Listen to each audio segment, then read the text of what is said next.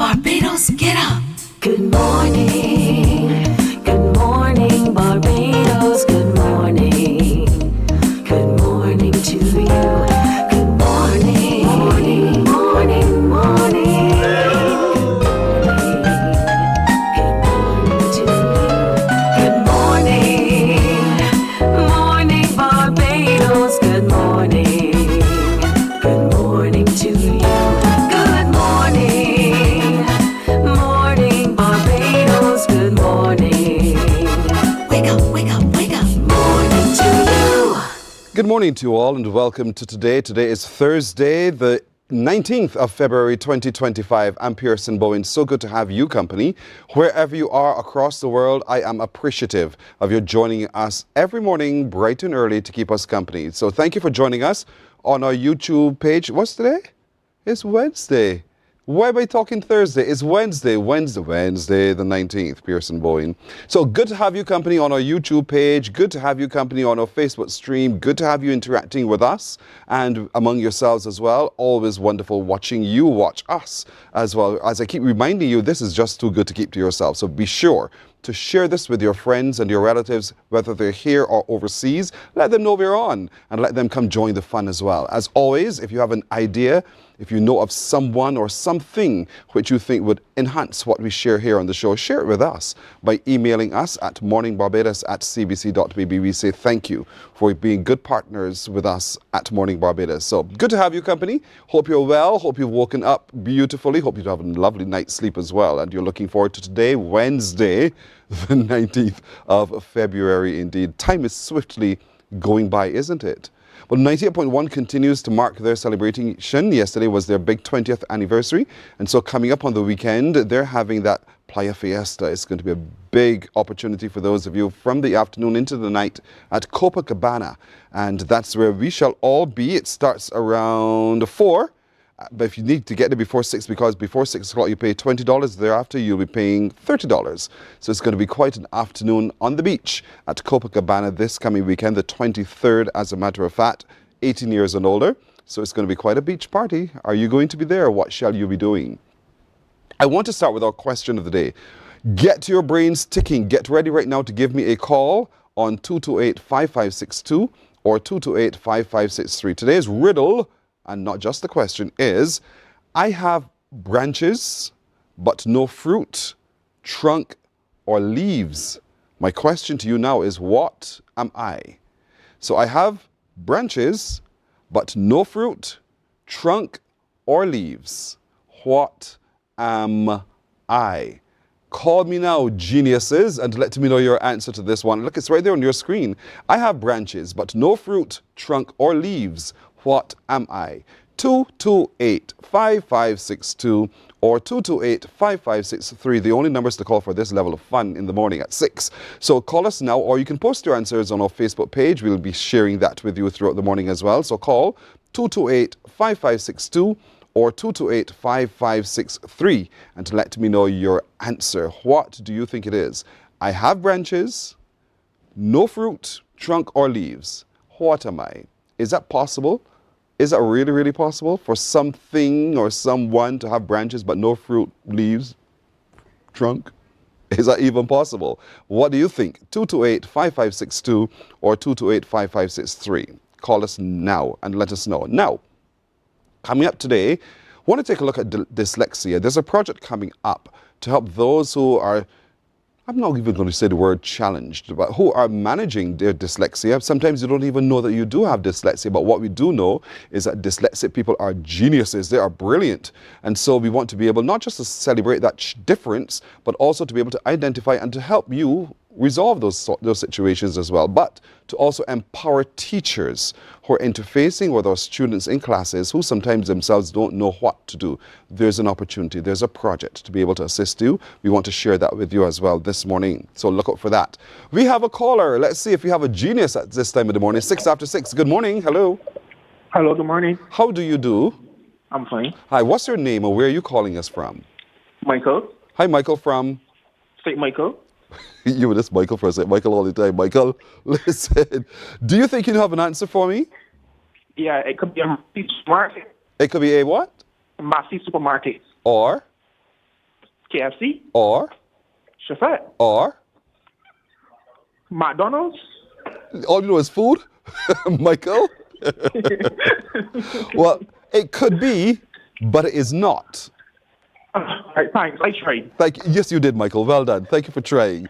228-5562 or 228-5563. Michael was on a food spree. I mean, probably breakfast is on his mind. All right. Also coming up today, we want to talk a little bit about reparations. As you do recall, as we shared with you excerpts from the Prime Minister's speech as she delivered to the African Union. Coming back. Good morning. Hello. Good morning. Good morning, good morning, good morning. Time to rise, time to shine. Is there someone on the line? I am arisen. All right, and I cannot hear anything whatsoever, so... Hello? Aha, Hello? there you are. What a beautiful voice. They kept your voice away from me. I don't know why. What's your first name and where are you calling from? I'm Beverly from St. James. Hello, Beverly of St. James. Beverly from St. James, do you think you have an answer for me? Yes, I am a bank. Beverly, what else? I am a church. Or? I'm a business. Or?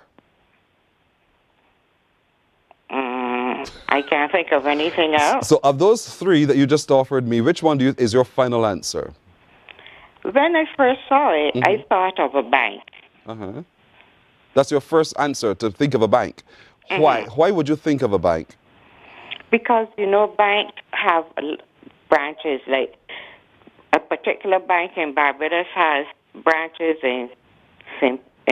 Peter, St. Michael, St. George, or wherever. So I just thought that a bank would be an appropriate answer. No trunk or no lead. But churches don't have branches. Pardon? You ever heard of a branch of a church? Well, yeah, if there are more than one. More than one does not necessarily mean it's a branch. It's just more than one. But anyhow, Beverly of St. James, I'm not going to annoy you any further. Beverly, you are absolutely, you heard the applause, right. I mean, it could have been supermarket too. It could have been fast food as well. But the answer we were looking for today, Beverly, Miss Genius in the morning, is bank. Well done. Thank you so much. Thank you so much. You're welcome. Have a wonderful day. Girl, back at you too. Thank you very much. Appreciate that. Bye-bye. It's a bank. Auntie Faye said a bank as well on our social media. Thank you for playing along. I have more, and more shall come your way. You better believe it, so stand by for that. So I was saying to you, yesterday we shared with you excerpts from the Prime Minister's address to the African Union leaders, and she talked about reparations as part of the subjects that she addressed. And she said, those at the heart of it should say sorry and mean it. And so there's an art exhibition that also looks at reparations. We want to hear how the artists have poured out of their own understanding of what reparations is. And they are showing us, not just in Barbados, but in Jamaica and Trinidad as well, about that. So there's an exhibition. We shall talk to you about that. So also coming up today, I want to share with you on this book. This book is called Inheritance, A Dream Realized. We met Roslyn Blackman Brereton on Mornin Barbados, and she talked about this. She talked about the fact that, and I'm reading from the background, and the book is now available. She says, I've always been interested in my family, their family history, and what life was like for my parents when they grew up in Barbados. They never talked about their childhood. However, when they did reminisce, they laughed a lot, and their memories seemed to be happy ones. Seeing and hearing them happy made me happy.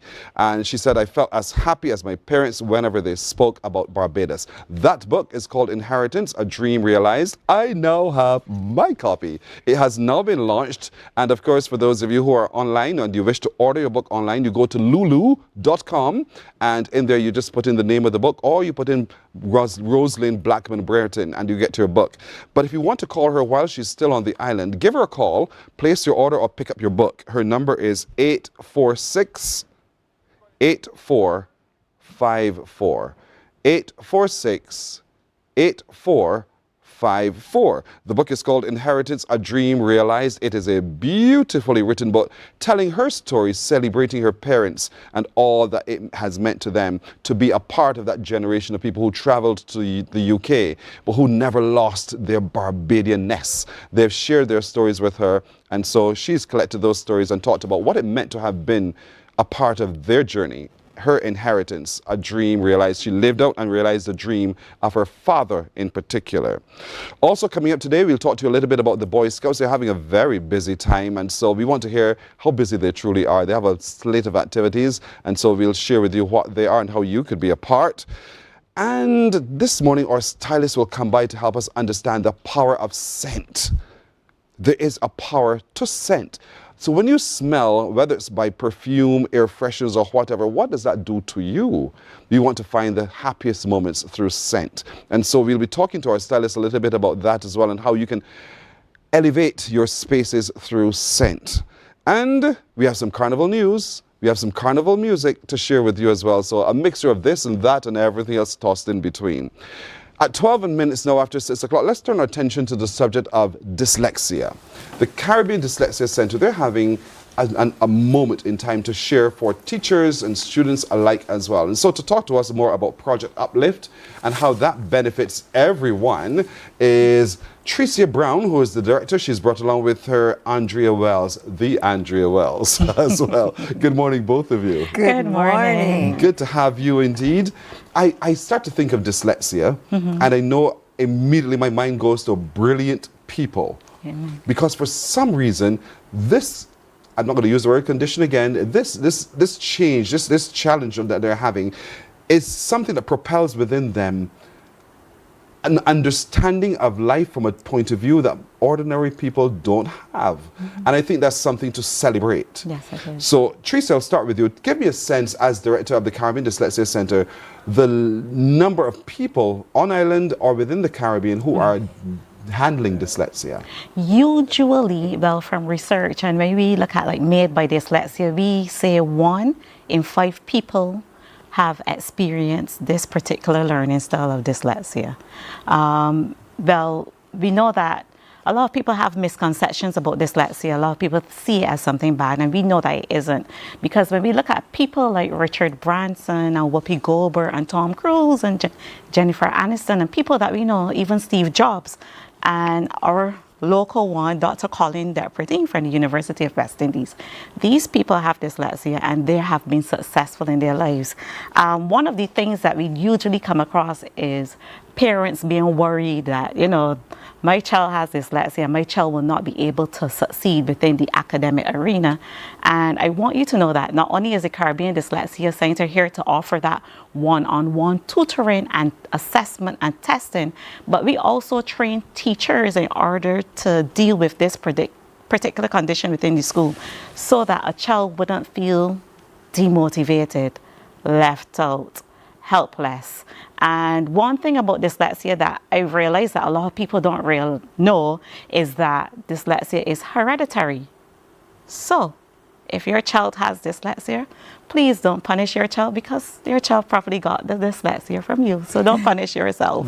That is interesting information Yes. that I did not know that it was hereditary. Peter Wickham is another one of those names Yes, that you could add to the list. I know. You know, and so identifying the signs of dyslexia is going to be important. As a family, we just think this child is being ridiculous. By now you should be able to read. By now you should be able to understand that when we set letters in a particular order, they form this particular word. So what's going on with you? Something has to be wrong. So how do we identify that there is the potential that the child might well have dyslexia?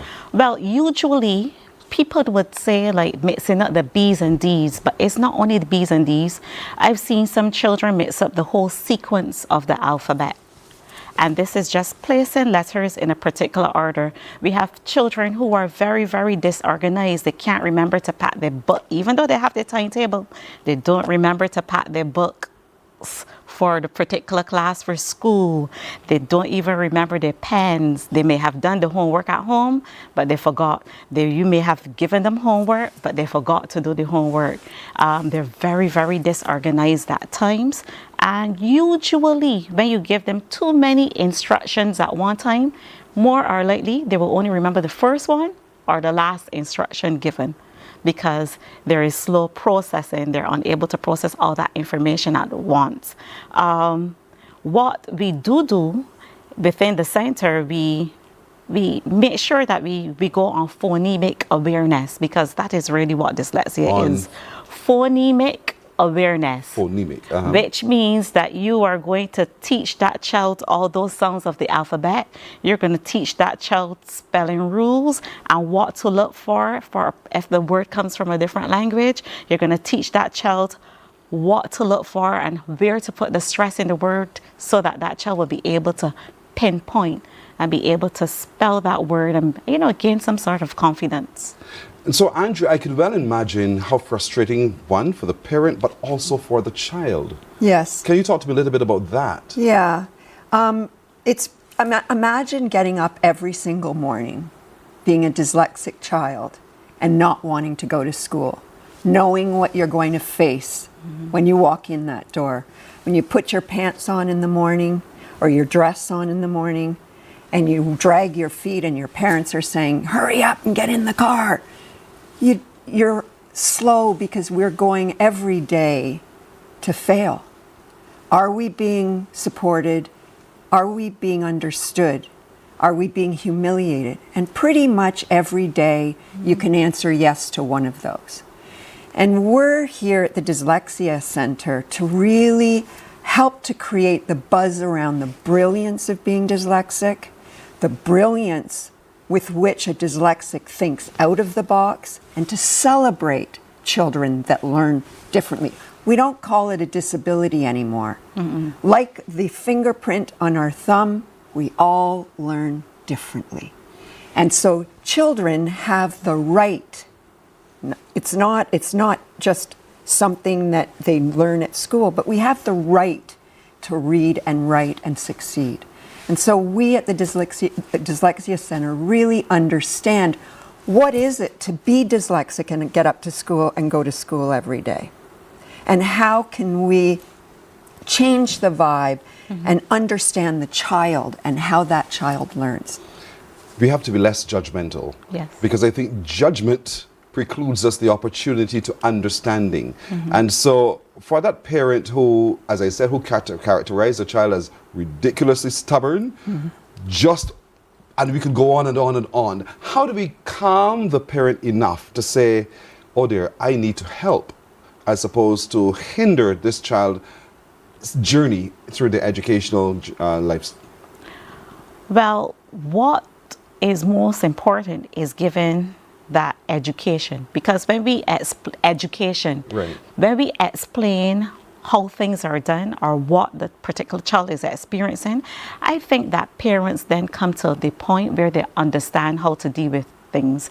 Also teachers, some teachers do need educating. Trust me. Because I remember that there was one particular child that I came across, and the teacher would say, he reads well, he understands, she thought, he understands what he's reading, but he can't answer my comprehension questions. What that child has is hyperlexia, which means you can call words pretty nicely, you can pause where your commas and full stops are, but you're not processing that information. So that is also a part of dyslexia. You're not processing. And I think going back to, let's look at what's positive. Kids are told every day, and adults who have not been assessed and treated, because assessment we know is very important. But let's look at the strengths and celebrate all the strengths of a child with dyslexia. Children with dyslexia see things in 3 dimensions. They're 3-dimensional thinkers. That's a superpower. When we look at someone like Martin Cooper, who thought to himself, there's a phone on the wall. I wonder if you could take a phone and go outside your house with no wires. Today we call that the cell phone. He invented the cell phone. So we learn in different ways, and what we are all about at the Dyslexia Center is celebrating the individual way you learn. Are you an auditory learner, a visual learner, or are you both? And so we get at that. We have solutions to support children in how they learn. We all learn differently, but we understand that. The system is not designed for that, to manage that number of people who need that individual focus. So there has to be a structural change right through our education system to be able to assist these children actually realize their full potential. And you know, they're sometimes called dreamers. Or you're just dreaming, just settle down now, let's get back to reality, because suddenly you're seeing the phone on the wall and you're seeing it outside without a cord. That's not possible, so snap that. And it's to be able to facilitate that creativity that we're talking about. Is Barbados or the Caribbean prepared adequately in its education structure to manage children like this? What do you say? We think there is a possibility, because as we have this new program on board called Project Uplift, I'll let Andrea speak about Project Uplift. And we'll come to that in a minute. Yes. But we have been offering teachers in Barbados for over 30 years, about 30 years now, a solution, because even though we do one-on-one at the center, you can do small groups with a child with dyslexia. You can have parents come to us to get trained sometimes how to deal with their own children. But if we reach out to the larger community and we can get people coming into the community to assist within the classroom, people who are trained, that is a possibility. We don't have to rely solely on the government to do it. We can help ourselves. We can help ourselves. Yeah. And so there's Project Uplift, another opportunity to assist teachers as well. We'll talk about that right after this break. Morning, morning, morning. Good morning. Good morning to you.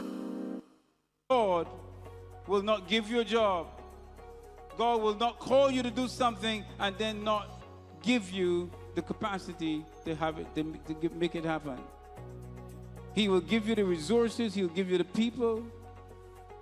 Not only will he equip you with ideas, but he will equip you with favor, as he did Nehemiah. Turn on the latest episode of Infinite Possibilities, only on CBC TV8, every Sunday at 1:30 p.m., sponsored by Covenant Life Teaching Center. Welcome to Nature's Discount, the ultimate health food store. At Nature's Discount, we have thousands of quality products at great prices. Hi guys, Dottie here with Nature's Discount, and today we are talking about solar ray, microbiome, probiotics, and why you should be taking them. And we have well over 3,000 amazing products to help you get healthy. For your health tips, tune in to CBC TV8 every Monday, Tuesday, and Thursday for Nature's Discount. Sponsored by Get Healthy in... Morning, morning, morning. Good morning. Good morning to you. 24 after the hour now, we're continuing our look at dyslexia and celebrating the difference, celebrating the brilliance of dyslexia as well.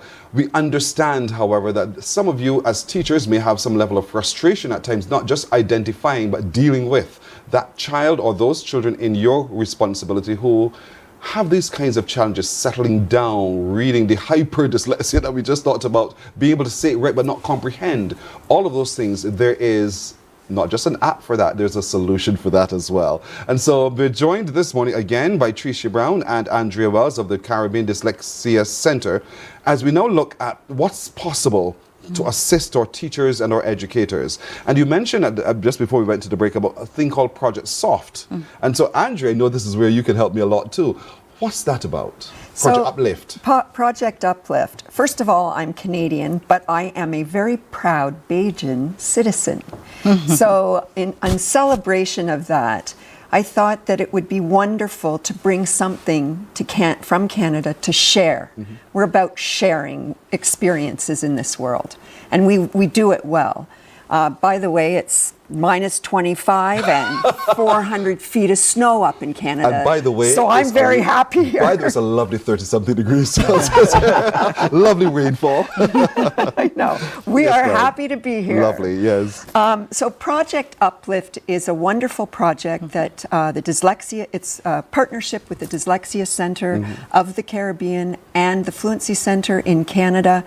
It is a structural literacy program that is acknowledged by the International Dyslexia Association, so an international dyslexia association, and we know that they are the leaders in what is dyslexia and how do we support children with dyslexia.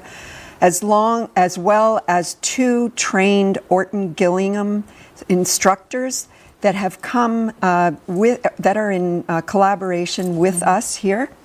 And we have a 2-phase project whereby the teachers are shared and trained in the Orton Gillingham approach to the first phase of the year, where we have 15 teachers, 3 of which are principals, where we share the knowledge and the experience that has brought this project together. And the second phase, which is my favorite phase, is the practicum. Yes. And that's where the teachers get to use what they have learned in the first phase of the program and work with the children. We have the children assessed at the beginning of the program, and we have them assessed at the end of the program, so we can show that beautiful upswing in their learning skills. How does a child learn? As I mentioned earlier, are we visual, are we auditory, or are we both? We help the child to learn and understand their learning strengths. We have to show them the weaknesses, but we focus on the strengths of how they read and write in the best possible way. And so the project is exciting. It's supporting teachers, parents, and of course, most importantly, the child. And so we're seeing in the center and what we've done to date a huge kind of switch and change in the way that we are attacking and supporting children with dyslexia. Wouldn't you say, Tricia? Yes, we are. And so there's success stories Yes, to be very told much from so. this. The Project Uplift, our folks online are talking about this. Rhonda Hines-Graham is saying, keep up the good work at the Dyslexia Center. I can attest to the great improvement that my grandchildren gained from attending. And to hear people talk about what you do, to be able to share those success stories as well is so critical. But teachers also are vital to managing the transformation that we want to see in our children as well, the realization that it is nothing to be afraid of, there is help for it. And so Project Uplift is here to be able to do so. How long is this course, I will call it, for the teachers? So there's phase 1. We have a shorter version and a longer version. Okay. So there's a very in-depth version, which goes, the first module is about 8 months in practice, where the coaches work with them on the materials and understanding. And then the second part is a school year. So the child is getting all this practice from the beginning of the year and then assessed at the end of the year. So there's really good time to dig in and really practice with the child the skills that are shared skills. We're not coming in and saying, this is how you do it. We're coming in and saying, sharing is caring, sharing is love.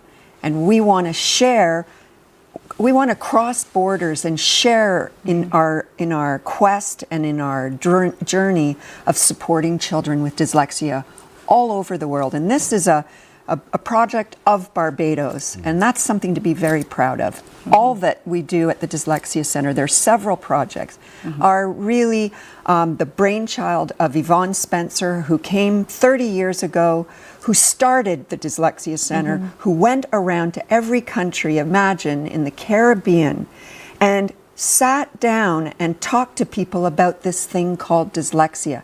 You're not stupid, you just learn differently. And so there's a lot to be celebrated here, right in Barbados, and to be very proud of. Very proud of. That I am, and that you are as well, Very the much Canadian so. Barbadian.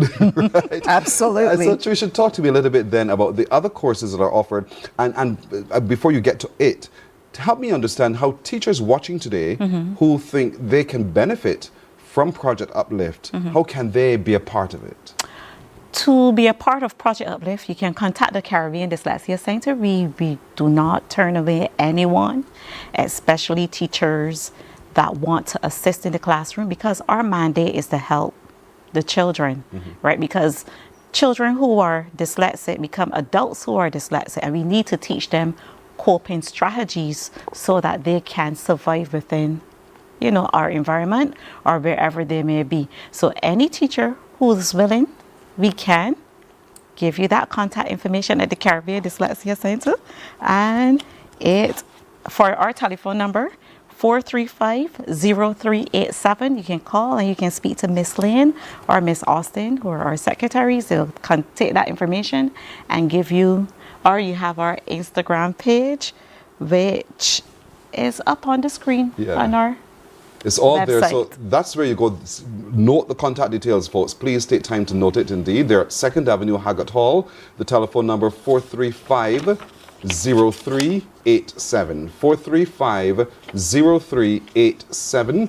Or send the email to dyslexiabarbados@gmail.com. Or complete the form right there. And the website is dyslexiabarbados.com. I don't know. What's the website? dyslexiabarbados@gmail.com. Right, that's the email address. But so all of that is right there. Just search for the Caribbean Dyslexia Center and you can find yourself on the web page. But all the information is there to help you as the individual with a child, or the individual with dyslexia, or the teacher who's managing people with dyslexia as well. The Caribbean Dyslexia Center, all those resources reside there to be able to help all of you, indeed. And the course, if I may interrupt, the course starts, there's a new training course that's starting in September. Okay, For in September, teachers. the new school year. For Yes. Project Uplift. Project Uplift, a new one coming. So register early. They won't turn anyone away, but register so they can manage the process with you so that you get the best and the most out of what's being offered. CaribbeanDyslexiaCenter.org is the website. Right. So for our other courses, we have a certificate in testing, psychometric testing, and that is done in collaboration with the Real Training Group in the UK. And that particular certificate is 1 year long, but you work at your own pace, so it could be shorter.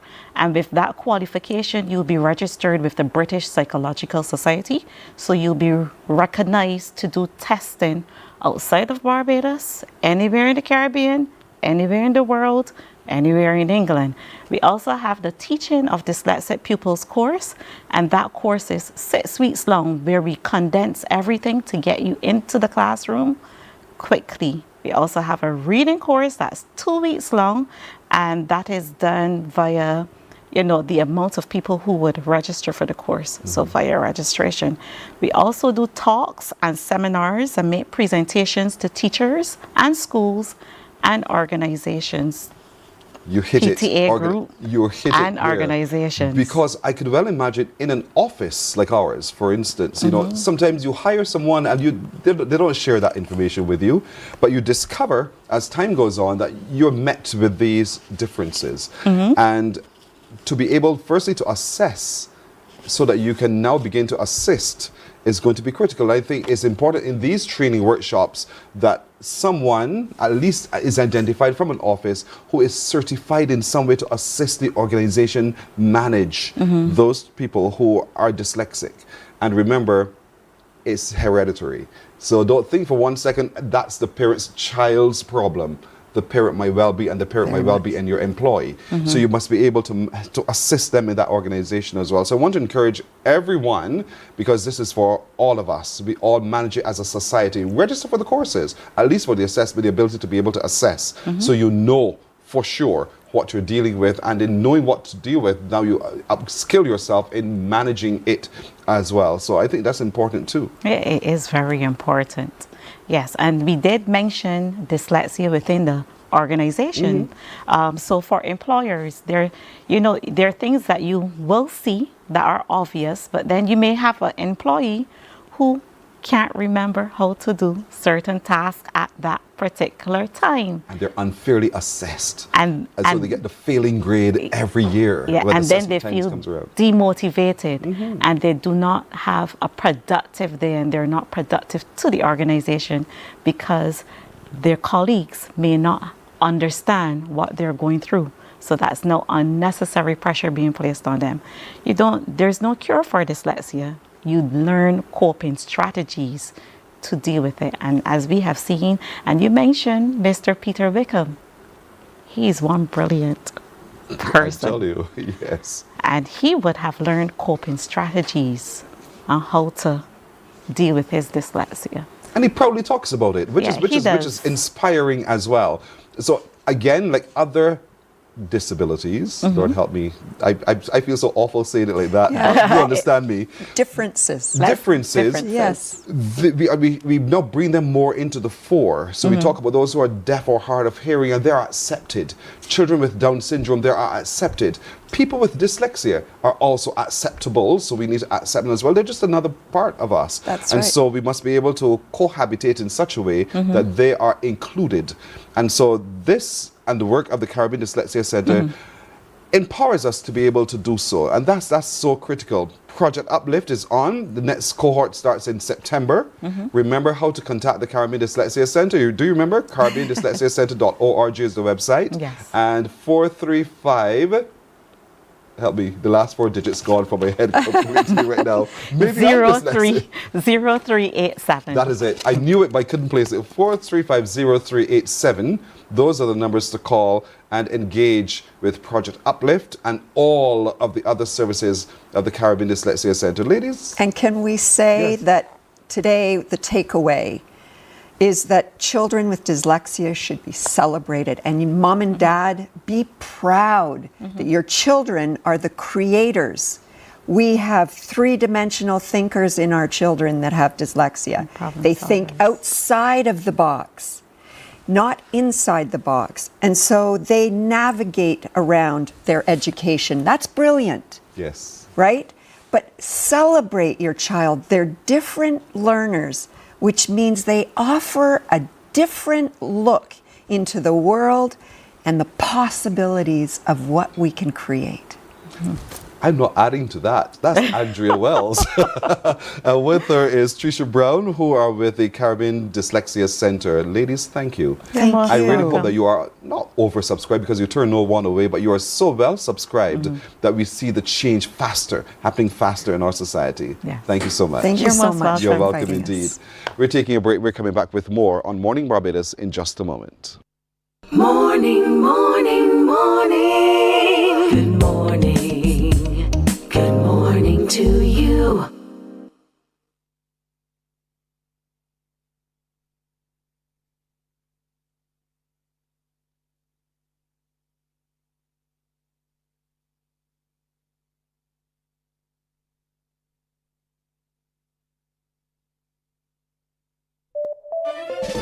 Coming up, a festival of long-distance running with some very familiar chums. How about Run Barbados?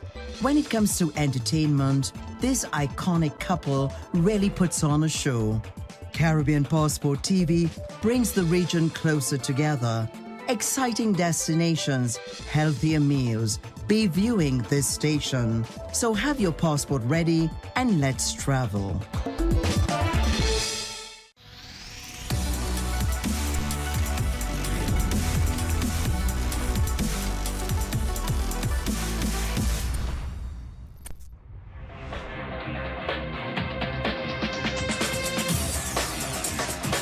Week after week, Scold presents exciting reports and documentaries on the most varied topics of our time. Spectacular developments and innovations, lifestyle and trends of tomorrow, mobility and tourism, health news, highlights from art and culture. Each contribution grabs the viewer with extraordinary images and stories and takes him into fascinating worlds which he experiences here exclusively and up close. We're there when companies and specialists develop super satellites for a global network in space and can look behind the scenes. Scold is a window to everything that is there or is yet to come. Fly with us through time to better understand today and tomorrow. You've always wanted that. Scold, a look into the future.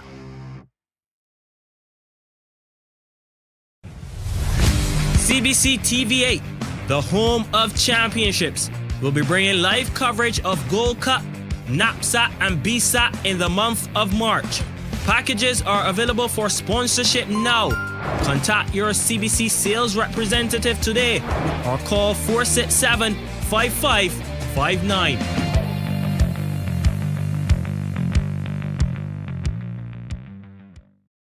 Our world. Morning, morning, morning. Good morning. Good to you. 19 minutes now to 7 o'clock as we turn our attention now to an art exhibition that focuses on reparations. As I shared with you yesterday while we had our conversations on CARICOM, Ambassador Kamashong and I, we shared with you some of the excerpts from the Prime Minister's address to the African Union, the heads of the African Union, a part of which was her call for reparations. And in that, one of my takeaways was when she said they must say sorry and mean it. They must say sorry and mean it. And so then they open up the discussion as to what then reparations will look like. And so we today want to follow up on that. What would reparations look like through the eyes of artists? And so joining us this morning to talk more about the exhibition and how they've really taken the whole subject of reparations, which is a part of CARICOM's 10-point plan. We want to talk a little bit about that with Andrea King, another Andrea on set with me this morning. Andrea King, our friend, she's the Director of Culture and Arts for Love and Living, otherwise known as CALL Barbados. Andrea, good morning. Good morning, Pearson. Good morning, Barbados. It is so good to see you yet again. Yet again. You know, thanks for having me. You have not aged an iota. Listen, how do you do that? Even my son told me that the other day. Serious? He said if my hair was not the color that it is, and it's a lovely color, everybody Yes. compliments me on it, that I would probably look like 39. Like a little girl? I took that. I took it. Well, you do well, and that comes from a place of settlement. Of course. Peace, harmony, love, and water. And water. Peace, I got the other three. Water is the other part I need to work harder on. Reparations and the exhibition. I like the fact that the artists have taken up the not the task, but the challenge of looking at it through your eyes. It was and this exhibition does that. It really was. It was, well, a kind of challenge because participation was by open call, and I'm surprised at the number of artists who responded. A lot of new to me artists and younger artists. The exhibition is called CRJ 10PP, Recognition, Justice, Development. You know that recognition, justice, development was the theme for the decade of for people of African descent as designated by the United Nations. The CRJ 10PP stands for Caribbean Reparative Justice 10-point plan. And the theme of the exhibition taken from the 10-point plan was because I felt as though not enough people, average people, artists, understood that CARICOM has a plan for reparations and what that plan is. And even though there are no specific details in the plan, those 10 points outline how we want our reparations to be paid. And we're not only talking cash money, we're talking the full and formal apology, the debt cancellation, the repatriation of stolen goods and bodies, I'm going to embarrass myself by not being able to remember the other six. That's fine. But we can check caricom.org or just put in CARICOM 10-point plan reparations and it will come up. I think that it is crucial for Barbadians in this time, especially the younger Barbadians, to understand what this means. Our governments have taken up this fight for us. So through this project, we've invited visual artists to tell us what they think about reparations through the lens of the CARICOM 10-point plan. The interesting thing is that it was funded by a new funding organization called Caribbean Culture Fund, an incredibly easy fund to apply to because the application process is not onerous. Caribbean Culture Fund is funded by Centre des Arts, that's French, a Haitian company, and they want the fund to fund projects that have a social justice cause as well. There's the creativity, there's the expression of creativity, there's also social justice. So they selected this particular project from Barbados because it was about reparations, and I think they said out of over 400 applicants, this was the only one dealing with reparations. Wow. So I'm really pleased about that. We entered through the Caribbean collaboration track. You know, the fund it gives $10,000 US to individual projects, and then $25,000 to projects that offer Caribbean collaboration. And I know people in Jamaica, I know people in Trinidad, I mean, I know people all over the Caribbean, but they were easy to talk to and say, let's put this in place.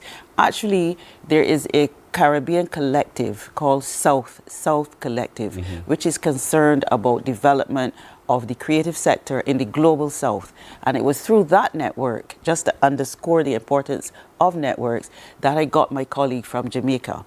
So Jamaica said yes, Trinidad said yes, and I want to thank right now Black Mango Consultants from Jamaica and the Caribbean Inc. from Trinidad and Tobago, who are doing the exhibition. There's several points to underscore. This is the first time that there is a simultaneous exhibition on the same topic in 2 Caribbean islands.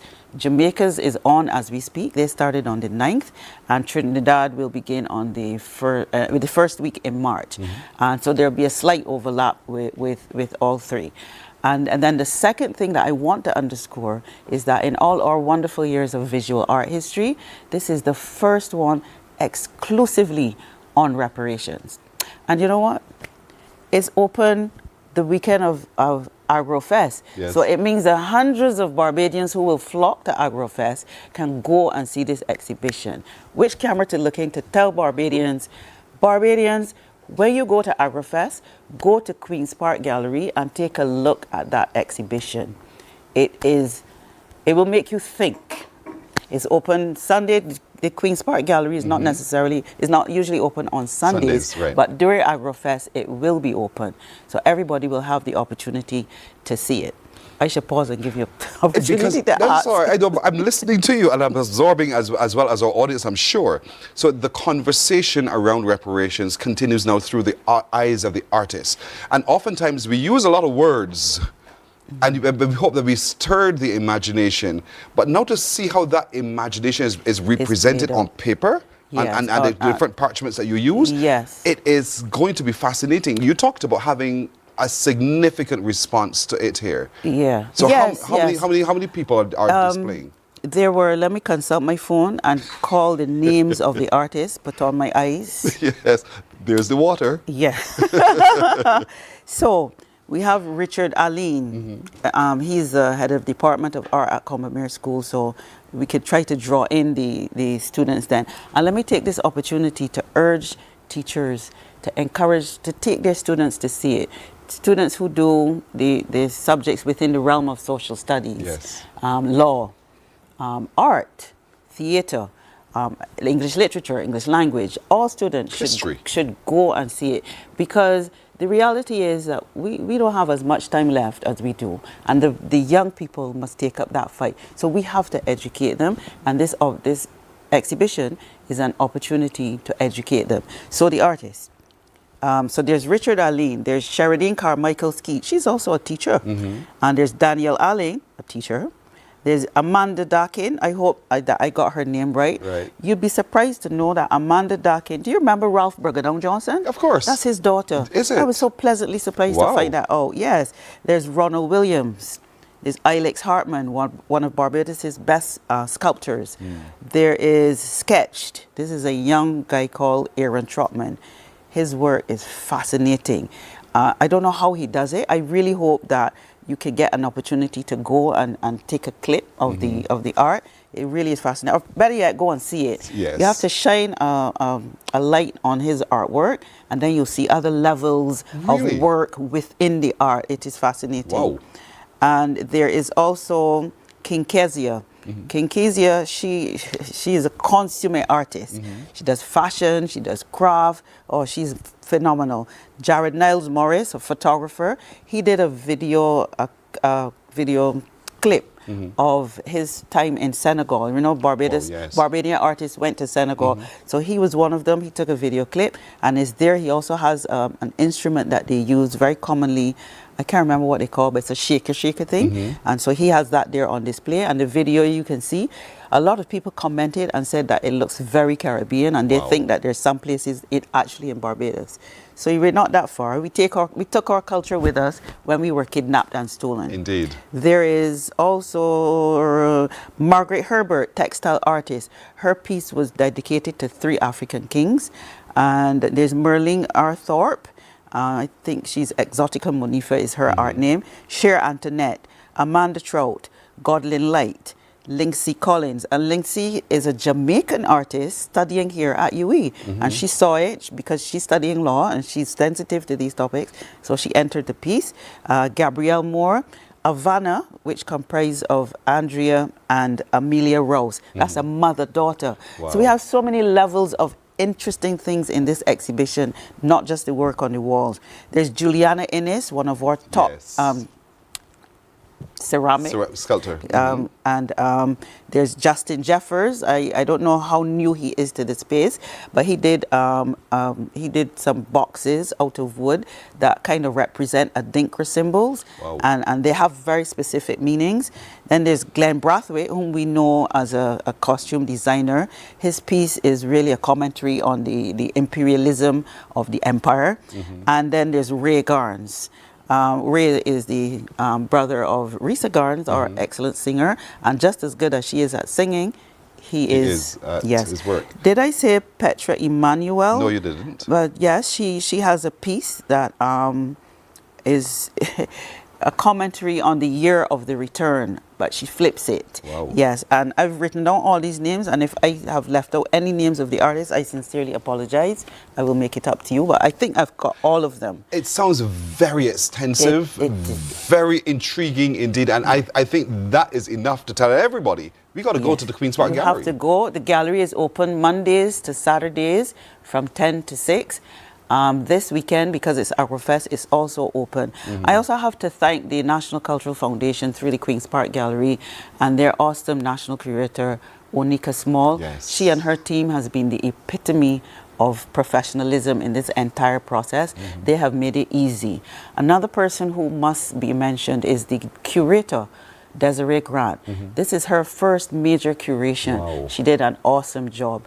At the opening on Saturday, the ambassador to CARICOM and the chairman of the National Task Force commented on the layout of the exhibition. And it looks as, you take the journey across the Atlantic, where when you enter, you turn left, we're still in Africa, but then we're stolen, we're brought here, and then you see the trauma, the psychological healing, the repair, the celebration of self, the reclamation of self. So all of that journey, actually, I think the major message that comes out of this exhibition in total is that we need self-repair. And once we get self-repair, then we can tackle any other battle.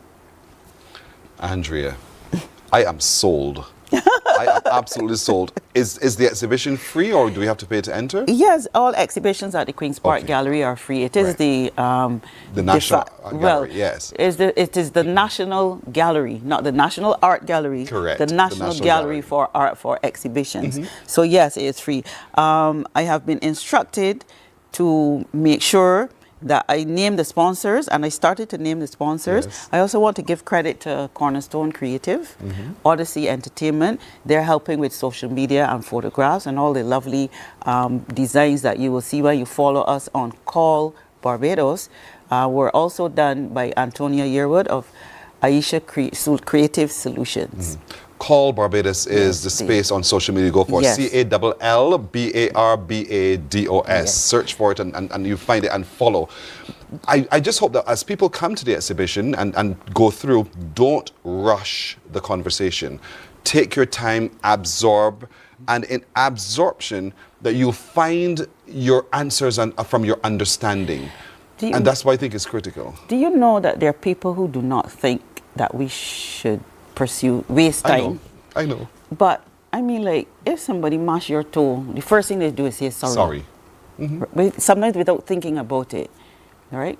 So if somebody thief your grandmother, say sorry, no? Say sorry. That's a crime. Yes. At least acknowledge that you've done something wrong. And we are the ones living now in the results, with the results of it. And I think it is just that we call for payment for that crime, justice for that crime. I want to say that the public will have an opportunity to engage with the artists on Wednesday, 26th of February at Queen's Park at 6 o'clock in the Artist Talk. Usually People don't think that art is talk, so for them they think it's highfalutin. The conversation is about reparations. Let us talk about it. This opportunity affords visual artists an opportunity to be centered in the conversation, because one or two artists it may be reflected in their work, but we have over 20 artists talking about this. So come and be part of the conversation. February 26th. 6 o'clock, Queen's Park Gallery. It is free. It's free. That's next week Wednesday, by the way. So make a date to make a plan, indeed. And this is so important now because we have the meeting of the Caribbean heads of government in Barbados. Well, this is going to be good for, I hope they get the opportunity to go see. Do you know, Ambassador Commercial said that when he was giving his speech, and I echoed him in my media statements. I really hope that they do come within their schedule, because then they'll see for themselves what people are saying. Yeah, correct. That might sound oxymoronic. No, that's all right. They will see what the people are saying. The voice of the people. And as I said earlier, it's a poignant voice. Indeed. Whether the words got through, we will see for Yes. ourselves at We the will exhibition. see. And so the exhibition runs until March 1st. It almost done? Well, it has a week and a little bit. Yeah, but it opened on Saturday. It was for 2 weeks. Okay. The Queen's Park gallery is a very busy space. Yeah. It's a high demand. That tells us something. We need to hurry up and get the National Art Gallery finished. Correct. But I'm hoping that this curation, this collection can be repeated at some other time of the year, because the conversation around reparations is ongoing. Sorry, did I say something? No, you just reminded me that I would have been beaten if I did not say this. Culture and Arts for Love and Living, called Barbados. We also manage the Artiverse Gallery. It's a virtual gallery where you, when you get the link, you go in and you view the work at your own pace. You can navigate which rooms you want to go in. So this exhibition, the Trinidad exhibition and the Jamaica exhibition, will be featured on the Artiverse Gallery. And yes, you can go ahead and like the Artiverse Gallery and build our following. Thank you. And so over time, over the next year, we will be featuring those 3 exhibitions. Good. We also know that CariFesta is in Barbados in August. Yes. And from the time I got the grant, the Culture and Arts for Love and Living got the grant, I wrote to CARICOM and I asked if they would include the 3 exhibitions in the CariFesta Visual Art Exhibition. So I hope that happens. I really hope so too. Some way or form or fashion. Yeah, I love it. So the gallery is open to receive you to come in to engage with the conversation, engage with the art. Art is an engagement. Don't just come look and say, oh, well, I've seen. Take the time to feel what the artist is speaking to you through the art and the film. And it's multimedia.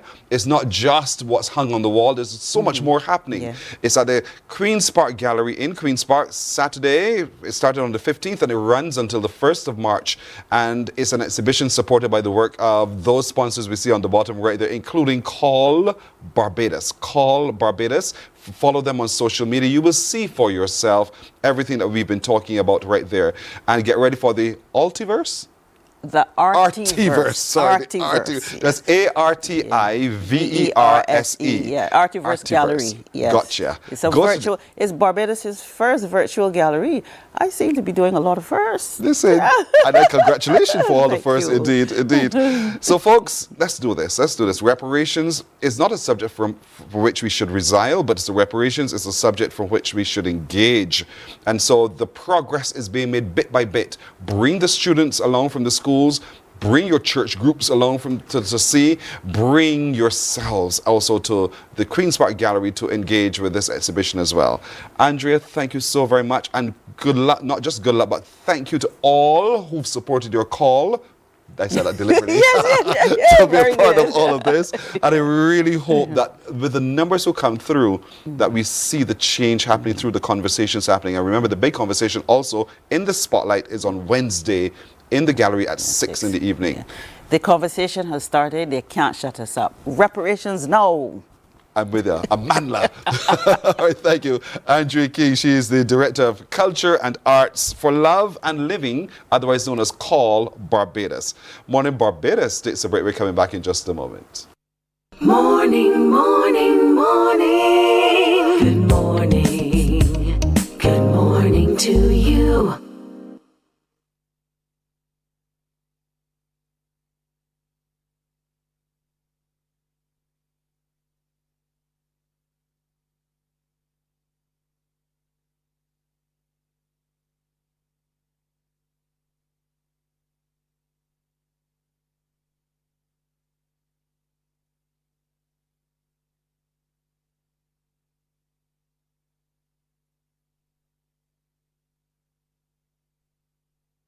Our world today is not the world God wants it to be.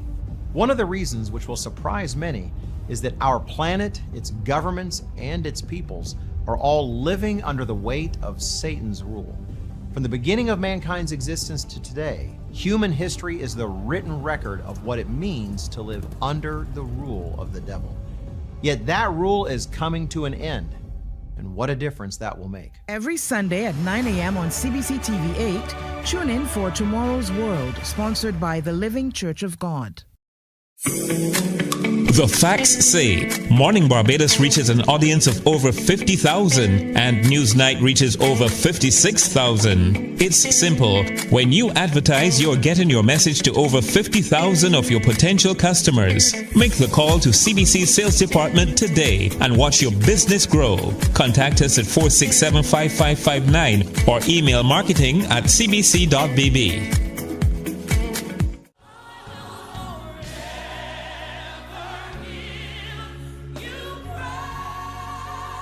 An hour of inspiration, celebration, soulful praise, and uplifting messages that will refresh your soul and fill your Morning, morning, morning. Good morning. Good morning to you.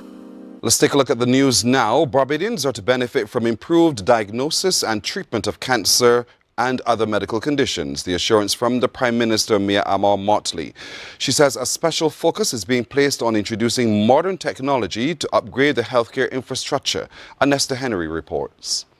Efforts are being made to invest in cutting-edge technology to improve diagnosis and treatment of cancer and other medical conditions. Prime Minister Mia Amor Motley says this is necessary since too many Barbadians are dying in their prime because the island lacks modern technology to aid in the treatment and diagnosis process. Ms. Motley says when CARICOM heads of government meet tomorrow on the eve of the opening of the summit, they will be engaging with major technological companies to see what the world will look like with the use of technology. She was speaking at the opening of the Barbados Living Laboratory, a groundbreaking move to strengthen the island's research capacity. This year, we will have tomorrow a company that is India's market leader in AI-assisted teleradiology services, generating over 1 million reports per year and now expanding to markets globally. They're already going into one of the Caribbean countries this year, and we will hope that Barbados can also have discussions to see how much more we can achieve with that kind of teleradiology. The Prime Minister also says Barbados is at an advanced stage in discussions with a company that has created a disease testing platform which can detect a wide range of viruses, bacteria, and fungi. It is a portable handheld analyzer, and the cloud-based analysis enables real-time diagnostic testing in the field for a wide range of human, animal, and environmental applications. The size of the machine is just a little bigger than this, and quite frankly, apart from the benefits to humans, with all of the bird flu and the other things going around, it is going to be critical to also assist with agricultural practices. But more importantly, it makes access to testing more affordable and a wider footprint of persons who can therefore do the testing than currently exists. The Prime Minister adds she also has a keen interest in a developer of a form of magnetic particle imaging, a groundbreaking non-radioactive alternative to nuclear medicine, which reduces the cost of diagnostics and treatment, particularly for breast cancer. White Rabbit, which is a pioneering comprehensive AI solution to improving breast cancer screening processes and reducing the incidence of late-stage breast cancer diagnosis, something that should be of interest particularly to all black women, that this also, we are in discussion with them because we are committed to reducing the mortality rate of breast cancer and prostate cancer and colon cancer in this country. Meanwhile, Minister of Health and Wellness, Senator the Most Honorable Dr. Jerome Walcott says the Barbados Living Lab is expected to provide enhanced laboratory services. At this lab, through the performance of genomic sequencing and various molecular studies related to cancer, chronic diseases, and rare diseases, and Dr. O'Shea HLA typing, not only for transplant surgery, but to diagnose certain conditions. I am excited because I know that this is not our first foray into the realm of genomics and disease. The lab is located on the compound of the Besto Santos Public Health Laboratory. Onesta Henry, CBC News. Well, though government is in receipt of the formal report containing the findings and recommendations by the Constitution Reform Commission, Attorney General Dale Marshall says further consultations are required. He says Barbadians have been sharing their input on the report. He says government has to determine whether the draft constitution that was presented really reflects where Barbados has to go. Mr. Marshall was responding to a question posed by the Leader of the Opposition, Ralph Thorne, regarding the island's constitution. I cannot tell the honourable member when that will happen, because the honourable member should recognize that there is still a significant amount of the journey left to be taken. We carried a report, we carried a health services amendment to deal with keeping your house clean to select committee. That's just a small amendment to that. How much more then would be expected of us when we are going to be looking at introducing, when we may be looking at introducing a new constitution to Barbados? Police officers and island constables are working together as the Barbados Police Service moves to tackle acts of predial larceny. Commissioner of Police Richard Boyce says they are concerned about the practice and reveals its predial larceny units. Efforts are focused on Barbados' major agricultural belt. He says the police service is aware of its remit. We have to get everyone working with us to prevent this problem from occurring. So yes, we are well aware of our remit when it comes to working with the farmers and removing these persons who are currently committing these types of crime. Now, mind you, there's also some reference to what is done with persons when they are caught committing these acts of theft. Government has plans to construct housing for the aging population at the former Sterling's Children's Home in St. Philip. Minister of People Empowerment and Elder Affairs, Kirk Humphreys, says about 30 residences, single and duplexes, are considered for the initial stage. He provided details during the discussion on the ministry's head during the estimates debate. We have drawings very nicely done to accommodate the elderly persons, and that we would want to have a model where we work with BARC and we work with Seroptimus to be able to run those residences. Seroptimus currently has a facility that they run, so they have that level of expertise. And I don't think anybody in Barbados questions BARC's legitimacy anymore. And BARC has done a fantastic job and has been a great partner for the ministry. So between the three of us, we were looking at what could we build out at Sterling. And so we've done some drawings in the first instance to begin that transformation. This is going to be the first time that you will see housing at that level designed specifically for the elderly. Mr. Humphrey says the location would be considered to construct residences for people with disabilities. One of the things that I think is a real tragedy in Barbados, and it is almost painful, if not shameful, that has gone unnoticed for so long, is that adults with disabilities, especially severe disabilities, have nowhere to go. When a person has a disability, as a child, they can stay with the child care board. But when you're 18 years old, you're not really supposed to be at the child care board, but there's no facility for them.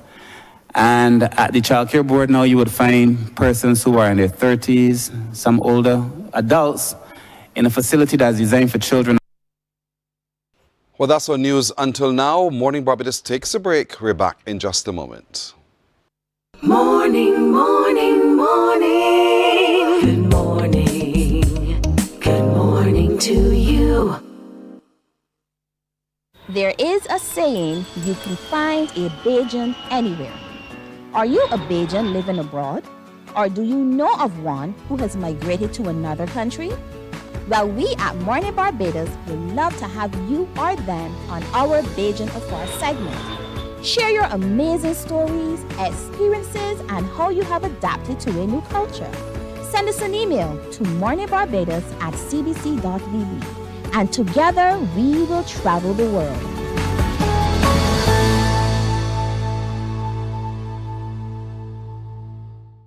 God will not give you a job.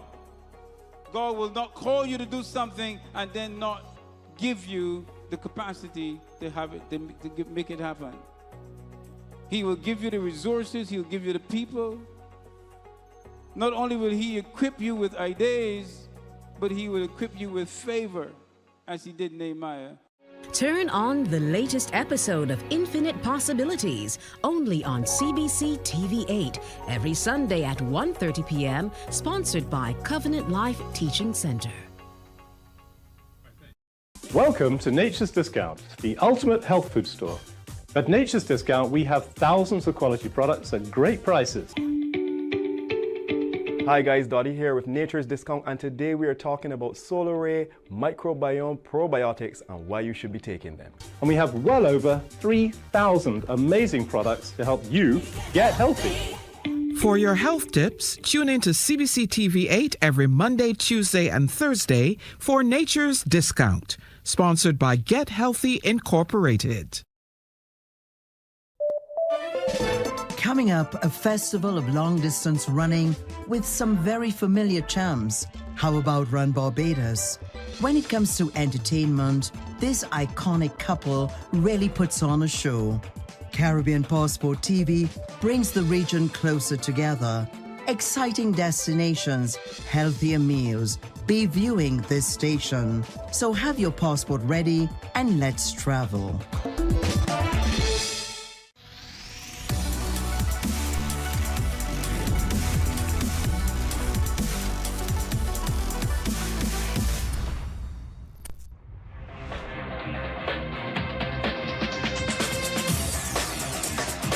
Week after week, Scold presents exciting reports and documentaries on the most varied topics of our time. Spectacular developments and innovations. Lifestyle. Morning, morning, morning. Good morning. Good morning to you. 14 minutes after 7 o'clock now, we got a little bit of news, some good news as a matter of fact. You remember the young man, Zachary Ransom? We had an interview with him on Monday. We shared that with you. Zachary Ransom was the defending monarch in the junior soca competition in Trinidad and Tobago. The good news is that he was able to beat out again, so he is still the reigning junior soca monarch in Trinidad and Tobago. Congratulations to you, Zachary Ransom, from all of us here at Morning Barbados.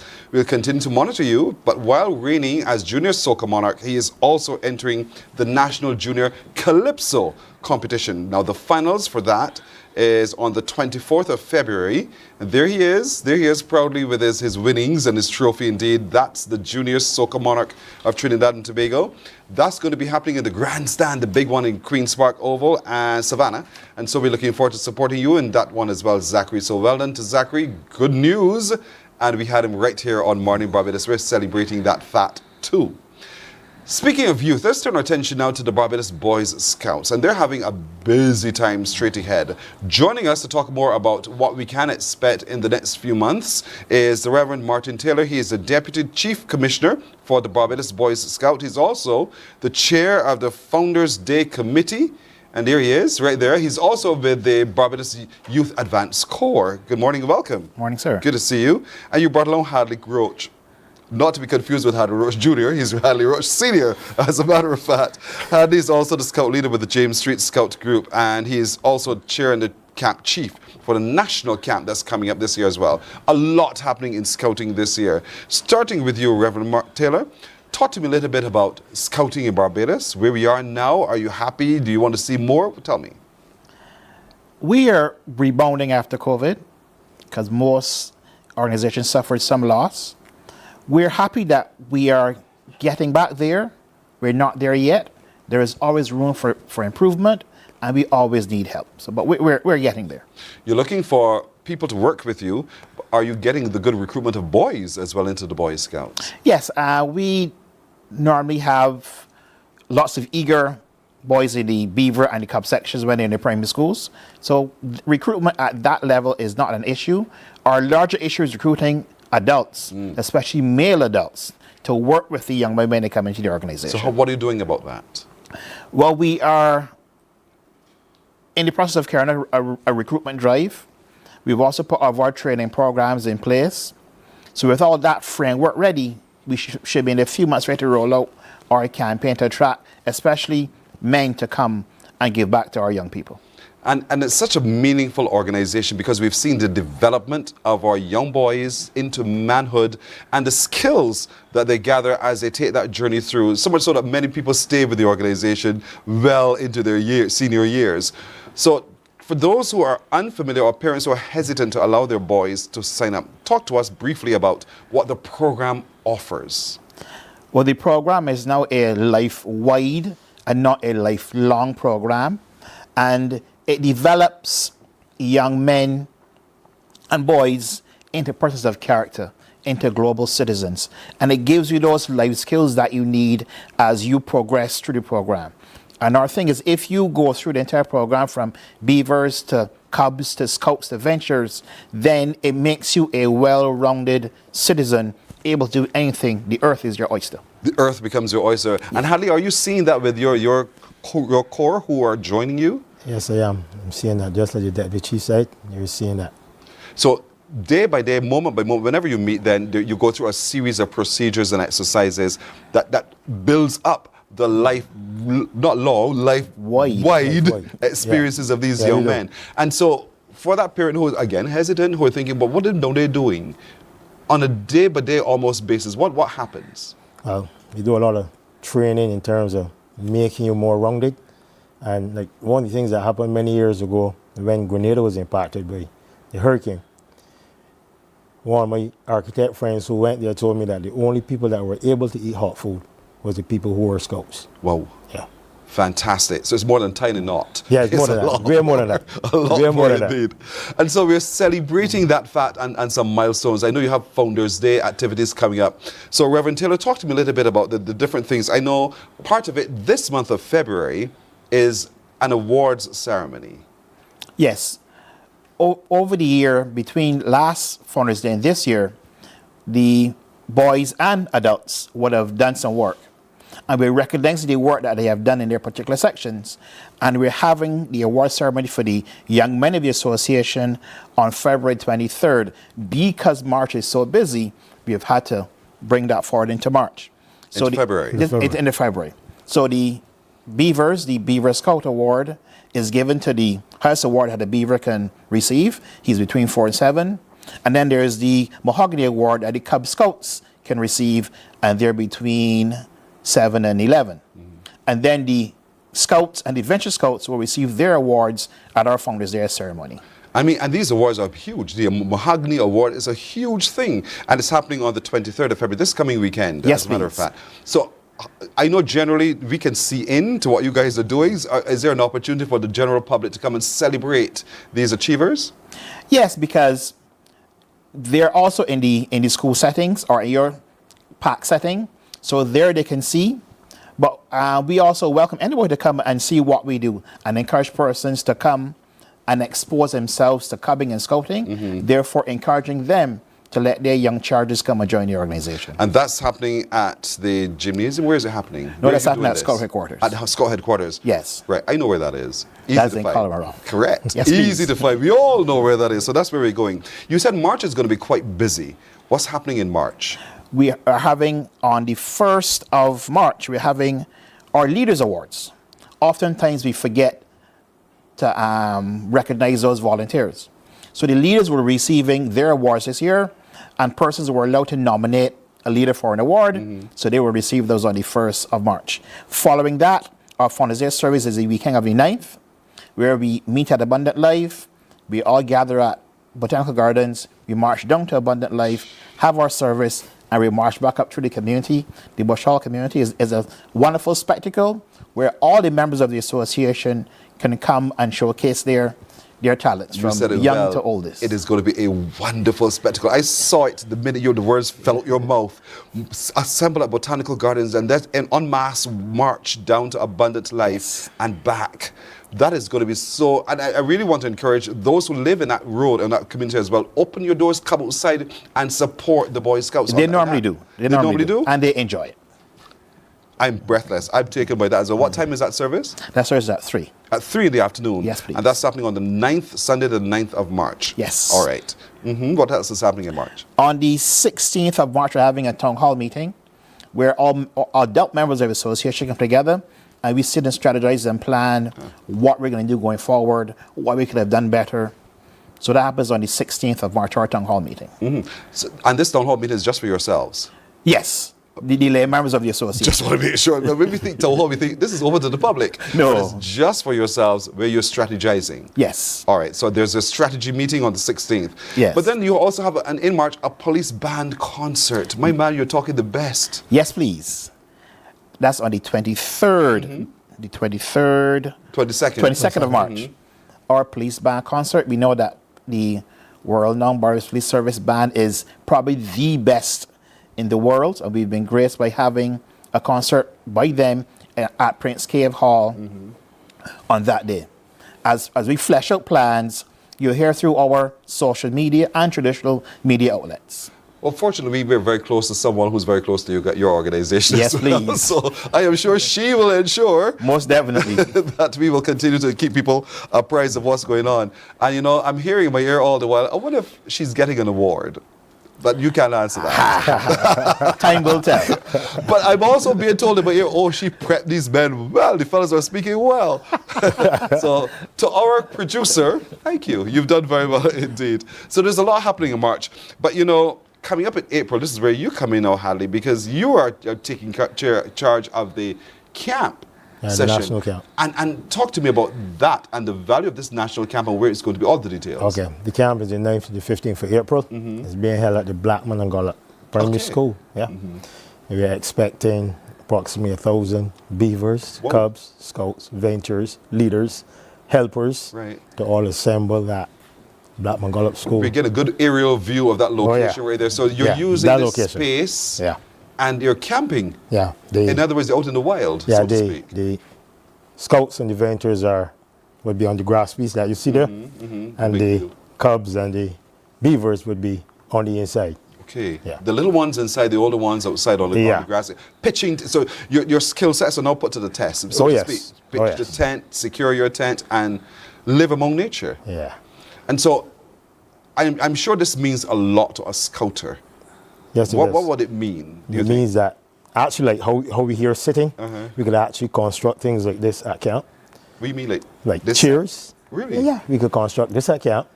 So everything that you can have at home, we could construct at camp. Even a fridge. Okay. Even a fridge. And stove. And stove. Whoa. Yeah. This is fantastic. And you're expecting over 1,000 people to be there for all of this. This is going to be big. Yes, it is. And this is just the national camp. This is just the national camp. And so management of this, I could well imagine, can be a little bit challenging at times because there's so many people. Yeah, it's a day-to-day operation. And this is where the assistance comes, right, Reverend Taylor? For sure. You need the assistance. Yeah, most definitely. Indeed. And so is registration required for the national camp? Oh, yes. So talk to the parents about what they need now to do in preparing to have their child. At this stage, the parents should have received all the correspondence as it relates to the national camp, which is they're supposed to return by the 28th of February. Okay, we have a short time parents. Yes, very short time because the camp is very close. Right. And I can imagine because you're going to be coming with people of different health ability, health states. Yeah. And so I suppose you'll have all your medical team and everybody. Yes. I want to assure the parents it's all safe. That's why it's very safe. We have everything in place, medical team and all that. Medical team, security, somebody's going to feed your child, don't you worry. Oh, yes. All of those things are going to happen. Are parents required to indicate to you in registering if their child has a special condition that you need to be mindful of? Yes, please. Okay. It's very important. A lot of planning has gone into this. It's very important. How many years, Reverend Taylor, are you guys marking now, the Barbados Boy Scouts? 113th year. 113th? Yes. So just about 50 years. Anyway, just kidding. Just kidding. But 113 years, that's a long time. Almost 2 lifetimes. Yeah, your lifetime. but it's a significant milestone that you're marking, and I really want to commend everyone to be a part of it. So give you the full support. I know you get the support of Barbados generally. We see the work of the Boy Scouts. We see the benefits to our young men and boys as they come through, and we see what it means to Barbados as well to be able to raise up young men who are responsible, competent, capable, sociable. I could use all the others I could possibly think of that have been derived through the work of the Barbados Boy Scouts for 113 years. That's a long time. And so for those of you who have been a part of it all the way through, that Founders Day service happening at the Abundant Life Assembly, you have to be there. Fill the Abundant Life Assembly, because your support all these 113 years, it has been outstanding, and we want to be able to celebrate with you at that Founders Awards, Founders Service on the 9th of March. Note, the 9th of March, it starts at 3 in the afternoon, following the parade from the Botanical Gardens all the way down. That's where we shall assemble to be with them as we celebrate as well. And so, we want to give you an impression, they're telling me in my ear, about what they look like, because the uniform, I'm seeing your uniforms, I'll come to that in just a minute. But let's share with you a look at what they go through the transformation by being a part of the Boy Scouts of Barbados, from Beaver all the way up to being commissioner of the Boy Scouts as well. So we're going to share that with you. There it is. This is Martin. Look at it. I love it. I love it. I love it. What are you laughing at, Martin? Memories, right? Alicia. That I love. I love it. Show it again. I want to see Martin's knobbly knees as a little beaver. Martin the beaver. I love it. I know here you are, the deputy commissioner. Look at that. You grew up, man. Very much so. Martin the beaver. Standing to attention. But the uniform you wear now on the set with us, Martin, what's this? This is our headquarters uniform. That those who work within the headquarters wear this uniform. Okay. All right, Martin the Cub. Martin, boy, look at you. Somehow you keep the same expression. I like that. Proud all the way through. We saw Martin the Beaver. We saw Martin the Cub. What else did I know we've seen Martin also as the Deputy Commissioner of the Barbados Boy Scout. And there we go, Martin the Young Leader. Look at you, standing proudly wearing your uniform. And these are all the uniform changes as you graduate. Yes. That we will see as well. I'm sure the young boys are excited. You know, as in primary school, we get into secondary, you're wearing short pants, you go to long pants. You go from khaki to black to grey and white. So those transformations also happen within the Boy Scouts as you go. And what are you wearing right now? This is the uniform of the Land Scout section. The Land Scout? There's a Land Scout, Sea Scout? Yeah. And Air. And Air Scout? Yes. Whoa. We have a troop who work with the Light Airplane Club. Did not know this. Yes. And so you can, as you register to be a part of the Barbados Boy Scouts, you can choose either branch to go into as you develop. Yes. Yeah. It's more structured than I thought. Now, parents, you know why you should allow your children to be a part of the Barbados Boy Scouts. They're marking 113 years this year. They have a lot of activities coming up. This month, February, there's the Mahogany Awards. That's coming up on the 23rd, this coming weekend, where they're rewarding and celebrating and recognizing the contribution of leaders in a number of categories as well. In March, the Leaders Awards will happen on the 1st. On the 9th of March, the Founders Day service. They're meeting to strategize on the 16th of March, and then they're inviting all of us to come to the Prince Cave Hall on the 22nd of March, which is my brother's birthday. On the 22nd of March, at the Prince Cave Hall to witness the performance of the outstanding Barbados Police Service Band. And I'm sure you're going to have some other guest artists as well? Yes. Good. And then Mr. Senior Man Hadley is responsible for that national camp, which runs from the 9th to the 15th of April on the grounds of the Blackburn and Gollop Primary School. Right there you see the little beavers and the little ones will be in the school compound itself, but the others will be outside pitching camp and really showing your skills and socializing, celebrating all of this as it goes as well. Gentlemen, I thank you. I congratulate you. I wish you well. Continued work with the Barbados Boy Scouts. You want to say something? Yes, that we will also be at AgriFest. This weekend? Yes, so look for the Boy Scouts at AgriFest. We'll be there all weekend. making some presentations. And if you feel led to come and volunteer, there's a place to do it. At AgriFest? Yes, please. So come to AgriFest for all the agricultural and other exhibitions, but also for the Barbados Boy Scouts. Where's your setup going to be specifically? I'm not sure where is that. Alice is going to tell me. Yes. Yes. It's a large tent. You can't miss it. Can't miss it. The Can't miss Barbados it. Boy And Scouts. we're there all weekend. All weekend long. So to volunteer, go to the tent on the weekend at the AgriFest and really volunteer. You see the benefits through these young men here from Beaver. We saw Reverend Taylor as a Beaver. We saw him all the way up to a Boy Scout. So we encourage you to come out and volunteer your services indeed. Reverend Martin Taylor, Deputy Chair, Deputy Commissioner, Chief Commissioner of the Barbados Boy Scout, and Hadley Roach Sr., himself being the camp chief for the national camp coming up. Gentlemen, thank you very much. All the best. Thank you very much, sir. You're welcome indeed. 28 minutes now to go to 8 o'clock. We're back in a minute. Morning, morning, morning. Good morning. Good morning to you.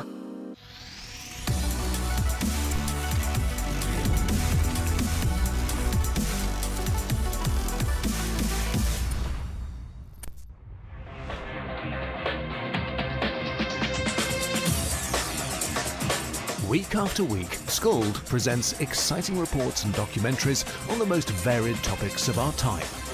Spectacular developments and innovations, lifestyle and trends of tomorrow, mobility and tourism, health news, highlights from art and culture. Each contribution grabs the viewer with extraordinary images and stories and takes him into fascinating worlds which he experiences here exclusively and up close. We're there when companies and specialists develop super satellites for a global network in space and can look behind the scenes.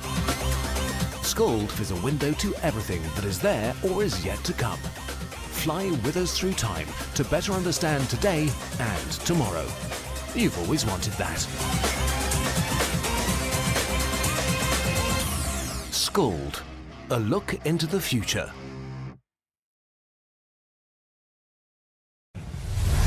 CBC TV8, the home of championships, will be bringing live coverage of Gold Cup, NAPSAT and BSAT in the month of March.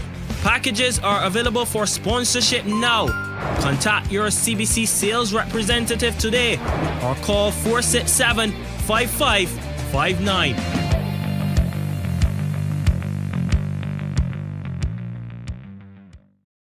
Our world today is not the world God wants it to be. One of the reasons which will surprise many is that our planet, its governments, and its peoples are all living under the weight of Satan's rule. From the beginning of mankind's existence to today, human history is the written record of what it means to live under the rule of the devil. Yet that rule is coming to an end. And what a difference that will make. Every Sunday at 9 a.m. on CBC TV8, tune in for Tomorrow's World, sponsored by the Living Church of God. The facts say Morning Barbados reaches an audience of over 50,000 and Newsnight reaches over 56,000. It's simple. When you advertise, you're getting your message to over 50,000 of your potential customers. Make the call to CBC Sales Department today and watch your business grow. Contact us at 467-5559 or email Morning, morning, morning. Good morning. Good morning to you. 25 minutes now to the hour of 8 o'clock. I'm telling you the difference it makes when Monique McKay joins me on set. There's smiles and laughter, and that's about changing the vibe in your space. There she is. You know she's from Interior Avenue. Morning, Monique. Morning, Barbados. Good. I know we started this series about looking at our spaces and how we can not just elevate them, but how we can make them havens of peace. Absolutely, yes. And that's what we want to look at, how we use scent today. Yes, we are. To do so. And you can have a foul scent. You know your reaction to that. You heard that one. Or you can have a very nice, breezy atmosphere, and it changes your whole mood. It does. I am one who believes in opening up the windows and allowing the freshness to come through. Yes. Stale air bothers me. Yes. And so I'm sure stale air bothers a lot of people. There are people who love the smell of sea air, debris from the sea. There's some people who cannot stand the smell of fresh grass, cut grass. That's true. So I'm talking about all that because we're appealing to your senses today. Absolutely. And how scents impact that. It does. And through my research, it's been so shocking that I found out two major things, like shocking, because your sense can trigger your fear quicker than a visual threat. That is true. You smell smoke and you think, you're panicking. You're panicking. So without even seeing the fire, if you smell the smoke, automatically you get a trigger. That is a huge thing that your example was fantastic because most people don't get that. But there's other instances where it's more subtle. Yes. But you are alerted by your senses, your sense of smell. So it is an important factor that we carry around. And also we hear of those pheromones, you sprinkle a little this behind the ear. And what it means. And it's not so bad. Oh, correct. Yeah. You know what I'm talking about. Because you see it in movies often to attract the guy. Right. Ladies, the love potions. There you go. The scents again. The scents. How it smells, how you smell, how the room smells. Correct. All of those things. So let's talk a little bit about this. I want to look at the impact of a stale environment. Okay. So the impact of a stale environment, which is so important, not just for us adults, but for children who have their own room. What it can do, it can demotivate them. It can make them lazy. It could make them not make good decisions or quick decisions that are more impulsive and negative and less positive and helpful for their own self. So the other shocking truth that I realized when I was studying this is that the brain actually rewires when it's consistently around bad odor. So it can make you more aggressive. And you're not even aware that and you're not even aware in your subconscious that this could happen to you or your child.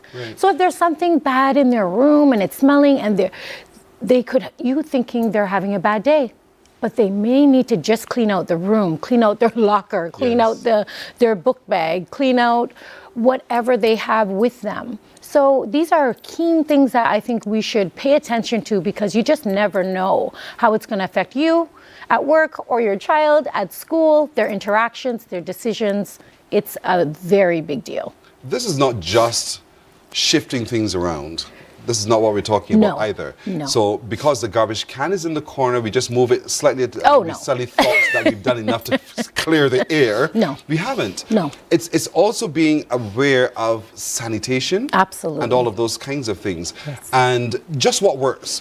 Because the sweaty environment is different from the environment where you may have had too many things inside. And so the air wasn't flowing quite the same. Correct. And I know Barbados, we're lucky. We get to open the windows. Yes. Toronto, as one of the last guests had mentioned, it's minus 22. You don't get to open the windows. Here, it's sunny. We get to open the window. The breeze flows through. We are very, very blessed.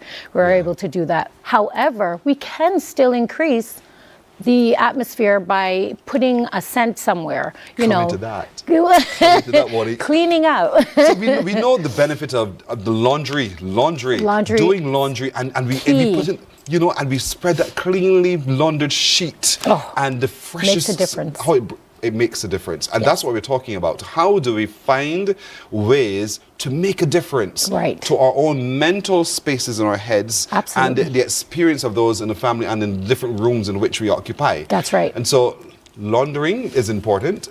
Decluttering is super important. Yes. Keep less things, not more.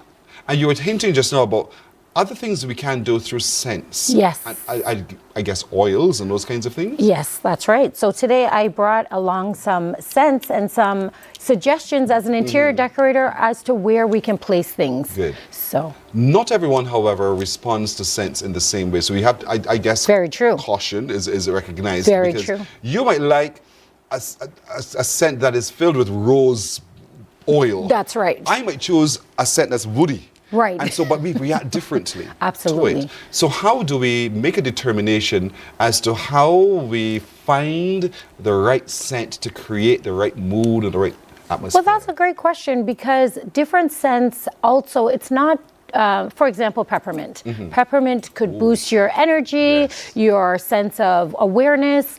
You may go to lavender. It will trigger you in a different way. Some of them don't have to, obviously you're not going to pick a scent that is not pleasing to you. So that's how you would judge it. Some people like more citrus. Recent studies have shown that some of the companies in Japan have been circulating citrus scents to improve productivity. Really? Yes, by 54%. It's been That's interesting. If you smell citrus in here, yeah. you're going to start pumping it. They're just seeking to improve productivity, so absorb. And so that's interesting. So though. it's about what you like, what appeals to your senses. You wouldn't put in sandalwood in somewhere if you're allergic, or or if your kids find it, too harsh, right, or something. Yeah. So be mindful of those sensitivities Be mindful, at the same time. Absolutely. All right. So the things that you've brought now, let's get to that. So as an interior decorator, I like to suggest things that, even though we have open air, open windows here in Barbados, when you walk through a door, I would suggest something that you don't need to plug it in. What's this? This is mahogany mixed with bitter orange. And so it's citrusy, but citrusy gives you a nice fresh scent. It does. And it almost stimulates your senses to want to consume more. Yes. So I like this. So I just simply have to put this by the door. Put this by the door. You turn your sticks. These were all purchased locally.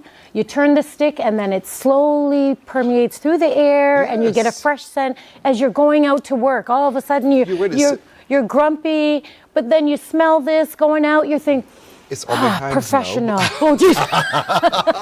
That's you look like you're not giving back this stick. It's not a complaint. It's not a complaint. It's not a bad thing. It's a great smell, though. It's a great smell. Another thing where they have, like I said, locally, they're starting to be more creative now, where you could put this in your bedroom, you could put this in an office, you can drop a little water in.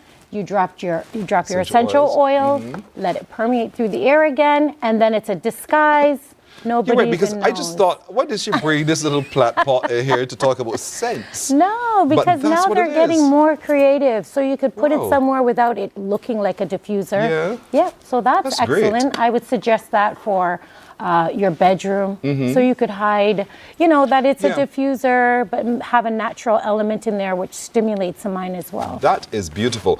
And because today we have so many respiratory problems, we do. Things in the atmosphere. It's very true. It's important to pay attention. Yes. And to consider these. But I know at times you don't want to have the appliance right there. This idea of masking it in this way is brilliant. Yes. I mean, as time goes by, we're not reinventing the wheel. So let's improve upon how we can have these things appear in the home. And they're beautiful. They're beautiful. This is a great gift for somebody. And again, knowing what kind of scent that person appreciates, you just add it to the water and it permeates through the house. I'm so tempted to ask you, is this at Interior Avenue? In other words, where did you get this from? I bought this locally. Okay. And it's easy. Everything that I have set out here is between $30 to $99. It just depends on which. These ones get very expensive, especially because the longevity of this oil will last you for a good amount of time. Yes, for it would. A few months. Yes. That's fantastic. And then there's the third one here. And then the third one is yummy, yummy. This one you can put in a bathroom. This one, once you plug it in, you can just melt the wax and it just slowly sits through the air and you don't have to worry about it. You could leave it there for a few hours. Safe. Yes. It's safe. Yes. So the candles will eventually Cozy melt. spot. These are scented candles. These are scented candle. This is scented wax, and then you just. It's just the wax. It will melt right there. I'm upset with you, Morning, because these are such great ideas. These are great ideas, and really, if you wake up and you've had a bad dream, or you need a boost of energy, sometimes just a scent alone. If you don't have that person to call, or you're on your own and you're traveling and you drop a little oil somewhere, this can perk you up. It's self-care. Some people make it just cross my mind. There was an ad that said, renews it in the bathroom, open wide. You remember that? Who remembers that? You guys remember that, right? When you go So have to keep their air fresh, reopen it wide, reuse it in the bathroom, open wide. It's the same These are basic great in concept. the We bathroom. know that. These are great in the bathroom. And so great. So the spaces, whether it's the bathroom, the closets, the your bedrooms, the hallways. This is an awesome entry smell for somebody who's visiting your home. Yes. It stimulates safety, freshness. This place is kept well. Come on in. It's a very inviting scent. And it's different from just using one of those aerosols and spraying the fabrics. Correct. That's different. These are slow. They stay in the air for quite some time. And then as you turn the sticks on this one or slow the melt on this one, it stays in the air. Great for your home. Great looking, great smelling, great decoratively. Yes, they are. They are fantastic. And they become, I think, conversation pieces as well. Because as people discover, hey, the conversation begins. That's and then people, it opens up their sense of awareness of what's possible as well. These are great gifts. These are truly great gifts. Yes. And as Monique said, you know, the price ranges from $30 to less than $100. All of these, each of these, valued at that. Yes. And so it's inexpensive for you to be able to create the space with by a scent that allows you to relax, allows you to have that moment of pleasure. Yes. And to clear the air. To clear the for your air and to turn the frown upside down. Monique, see, she's just rich with ideas. Turn that frown upside down. It's about self-care. Yeah. And so this you could do for yourself. You don't have to, you can go and purchase one or two or three or collect a bunch over time and really turn your entire mood, your mental health, your people coming in. Yes. How they feel about you and Yes. their mental awareness as they come in. It may be subconscious, but they would say, oh, going to your house is pleasant. Correct. That's right. Because the last thing we want is for people to walk out of our house thinking, oh my gosh, I don't want to go there. Smells so bad. Yes, we don't that's want right. that at all. We don't want that. So these are very simple, easy, cost-effective ways of changing that reaction, making it positive. For your own mental health. For your own as well. That's right. This is brilliant. Monique, I like it. Good stuff. I like it. I'm happy. So today we can breathe a whole lot easier. We can relax a lot more. We can be sure that the experience we have, not just with it, but with other people as well in that space, has truly been one that's pleasant just by changing the scent. Absolutely. Just by paying attention to the scent. Just by paying attention to the clutter. And just by paying attention when you declutter, the change it brings as well. Absolutely. As always, our interior designer, our genius on all of this is Monique. She has an eagle eye for all of this. Interior Avenue is where you can find her as well if you need to consult as well. That's right. Monique, thank you. Thank you for having me. You're very welcome. We're coming back. I'm feeling better already. We're coming back in just a moment.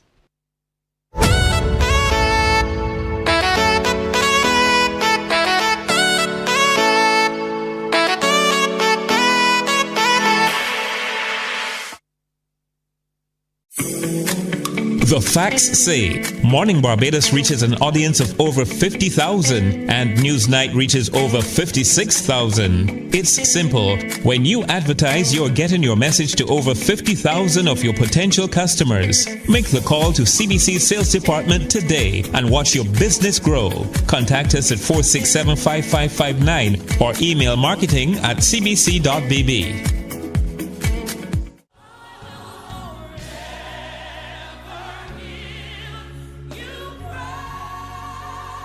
An hour of inspiration, celebration, soulful praise, and uplifting messages that will refresh your soul and fill your heart with joy.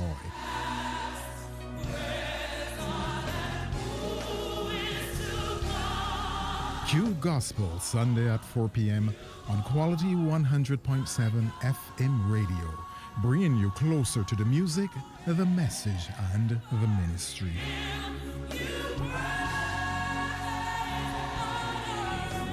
It's your Sunday moment of praise and purpose where faith meets music. Q Gospel, Sunday at 4 p.m. on Q 100.7 FM. There is a saying, you can find a Bajan anywhere. Are you a Bajan living abroad? Or do you know of one who has migrated to another country? Well, we at Mornin Barbados would love to have you or them on our Bajan Afar segment. Share your amazing stories, experiences, and how you have adapted to a new culture. send us an email to morninbarbados@cbc.vb. And together we will travel the world.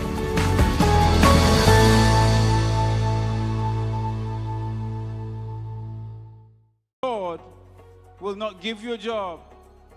God will not call you to do something and then not give you the capacity to have it, to make it happen. He will give you the resources, he'll give you the people. Not only will he equip you with ideas, but he will equip you with favor, as he did Nehemiah.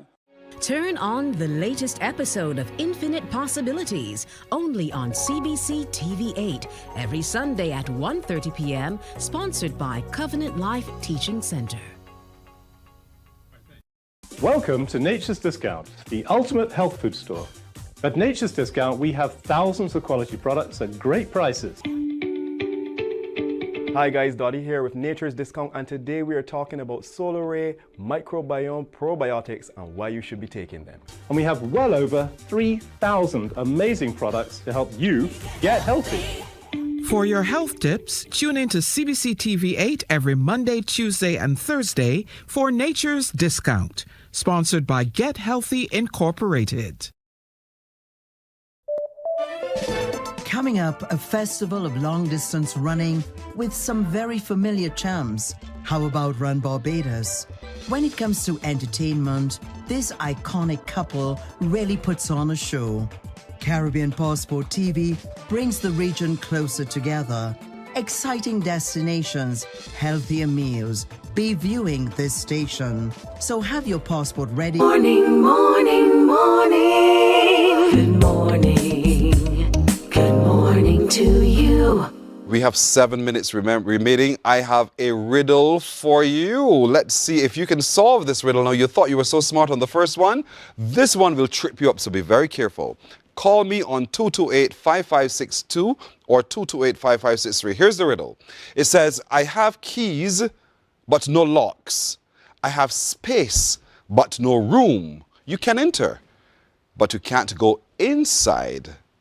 What am I? Got one good? Got y'all good? I have keys, but no locks. I have a space, but no room. You can enter, but you cannot go inside. What am I? 228-5562 or 228-5563. I know a number of you love to challenge yourself at riddles. Well, riddle me this. Tell me the answer if you dare can. I have keys, but no locks. I have space, but no room. You can enter, but you can't go inside. What am I? What am I? 228-5562 or 228-5563. What am I? Tell me now. Solve that. Use your brain power. If you need to add a cent in the room to open up your brain, add a cent in the room to open up your brain. But tell me, I have keys, but no locks. I have space, but no room. You can enter, but you cannot go inside. What am I? Take your time, pause and ponder, figure this one out. I know this one is hard. It will get harder as time goes by because we're working the muscle. We have a call. Good morning. Hello. Good morning. Hi, how are you? I'm fine, thanks, and you? I'm well, thank you for asking. You know how I do this. What's the name of where you're calling from? My name is Maria Harris, calling from Banthall. Maria Harris. How are you doing, Maria? Good to hear you. I'm fine, thanks. Long time no see. Piano or an organ? A piano or an organ? Yes, please. Is there a difference between a piano and an organ? The organ has pipes. The organ has what? Pipes, and the piano does not. No, does a piano have locks? Yes, I have locks. So the first part, I have keys but no locks. You think that's a piano? Yes. You told me a piano has locks. So if a piano has locks, go ahead. Go ahead. Let me hear you. You don't lock your organ. I don't know how to explain that. I understand I know you. that their keys that are locked. Right. So I have keys, but I have keys, but no lock. True. And if your organ has a lock, if your piano has a lock, then you already disqualify those from the first part of the question. Thank you, Maria. You're welcome. All right, bye-bye. 228-5562 or 228-5563. Don't let me mess y'all up here, but I will try. 228-5562 or 228-5563. Call me now. I have keys, but no locks. I have space, but no room. You can enter, but you cannot go inside. What am I? Good morning. Hello. Good morning. Yes, please. I got you, Pearson. Let me hear you. Who calling? Lucinda calling from Kingsland. Lucinda of Kingsland. I love your first name, Lucinda. It's a beautiful name. It's a solid name, too. So, Lucinda of Kingsland, what is the answer? The answer is a computer keyboard. I always jump, girl. Listen, your answer is computer keyboard? Yes. Is the answer is a computer keyboard different from a keyboard on an organ or piano? Yes. So explain to me how you arrive at computer keyboard. It has a space bar. Let me walk it through. Let me walk this through. I have keys but no locks. Computer keyboard has keys and does it have locks? You have a lock key. All right. I have space but no room. Computer keyboard bar. still? All Space right. bar. You can enter but you cannot go inside. It has an enter key. Uh-huh. You never picked down a keyboard? No. If you pick it down, it wouldn't work. Or you put it back together to make it work. But you're sticking with computer keyboard. I am. What about the keyboard on your phone or your tablet? No. You don't have a space bar there too? Yes. And you don't have a key that hits enter on your phone or your tablet? Lucinda. On the tablet, yeah. Good, you have a space bar there. So you're still sticking with computer keyboard? I am. But you have a keyboard on your phone and your tablet that does the same thing? Huh? A keyboard then. That is it. That is it. A keyboard, Lucinda. That's all you had to tell me. Well done, Lucinda of Christchurch. Kingsland, Christchurch, as a matter of fact.